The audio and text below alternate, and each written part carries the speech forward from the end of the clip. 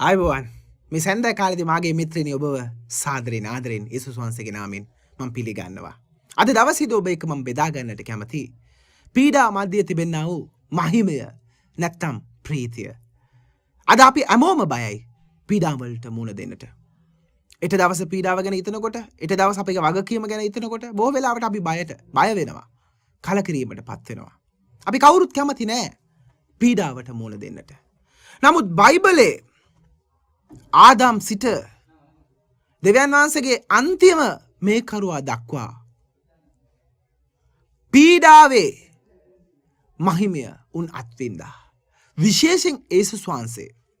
උන්වහන්සේ මහිමයට පත්වෙන්න එකම හේතුව නම් උන්වහන්සේ කුරිසේ පීඩාවට මුහුණ දුන්න දෙයයි. ඒ නිසා උන්වහන්සේ මහිමයට පත් වුණා. මාගේ ප්‍රේමවන්තේනි, අපගේ ජීවිතේ හැම මොහොතෙම හැම තප්පරයක්ම පීඩාවක්.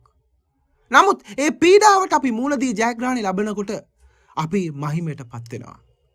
පිලිප්පියන්සිකයා 2:16 මේ ලෙස පවස්වා. පීඩා නැත්නම් අපි දෙවියන් වහන්සේගෙන් ඉවතට යාවි. හොඳට කල්පනා කරලා බලන්න. අද අපිට පීඩාවක් තිබෙන නිසා තමයි මාගේ ප්‍රේමවන්තේනි අපි දෙවියන් වහන්සේ එක්ක ඉන්නේ. අපිට කිසිම ප්‍රශ්නයක් නැත්තම් හැම මොහොතෙම අපි ප්‍රීතියෙන් සිටිනවා නම් අපි දෙවියන් වහන්සේව අත්හැරලා යාවි. ඇයි දන්නවද?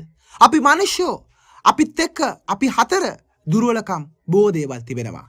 ඒ නිසා අපි නිතරම අමතක වෙනවා දෙවියන් වහන්සේව.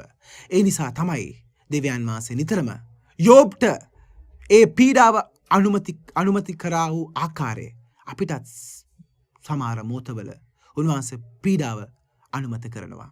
නමුත් ඒ පීඩාව මැදදී දෙවියන් වහන්සේ අපි සමග සිටිනවා. එනම් ඔබ පීඩාවට මුහුණ දෙනවද? ඔබට දුක කරදර වලට මුහුණ දෙන්න සිදු වෙනවද? එනම් ඔබ විශ්වාස කරන්න. අවසානයේදී ඔබ මහිමයටපත් වේ.